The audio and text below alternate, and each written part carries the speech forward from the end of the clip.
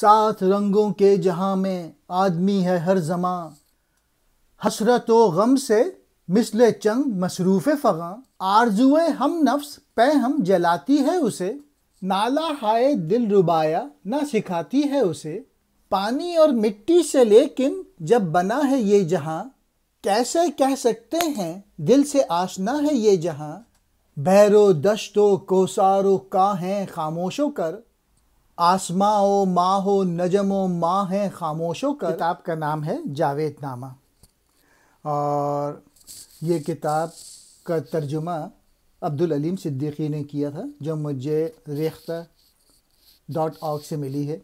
اس کتاب کو ایکسپلین کرنے کے لیے میں نے شرح جاوید نامہ جو کہ فرنگ نے لکھی ہے اس سے ترجمہ و تشریح لیا ہے، اور اس کی تشریح کی ہے ڈاکٹر خواجہ حمید یزدانی۔ ایک اور کتاب جس سے مدد لی ہے ایکسپلین کرنے کے لیے، وہ کتاب لکھی ہے پروفیسر حمید اللہ شاہ ہاشمی۔ میں ان سب لوگوں کا شکر گزار ہوں۔ جو بھی غلطیاں ہیں وہ مناجات کہتے ہیں، اللہ تعالیٰ سے دعا کرنا۔ اقبال کہہ رہے ہیں اس سات رنگوں والی دنیا میں آدمی ہر لمحہ ستار کی طرح آہوں فغاں کرتا رہتا ہے۔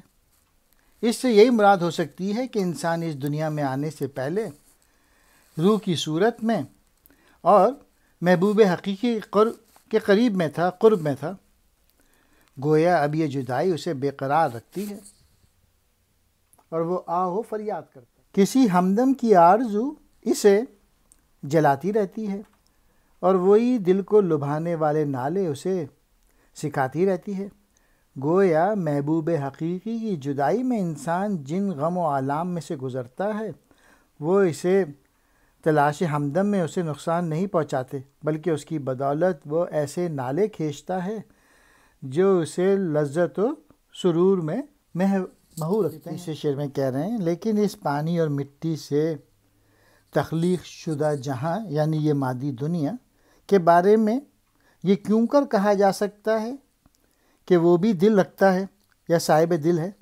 مطلب یہ کہ وہ صاحب دل ہو تو اس پر انسان کی آہوں فغاں کا اثر ہو، جب دل ہی نہیں ہے تو اس پر اثر کیوں کر ہو سکتا ہے؟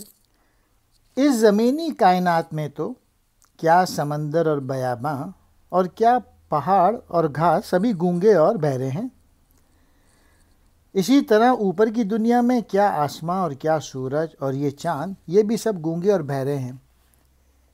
کسی کا آہوں فغاں کا اثر اسی پر ہو سکتا ہے جس کے سینے میں دل ہو۔ یہ کائنات اس سے محروم ہونے کے باعث ایک طرح سے گونگی اور بہری ہے۔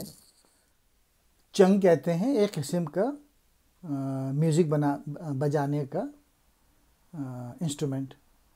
مصروف فغاں، فغاں کرنا یعنی آہوزاری کرنا۔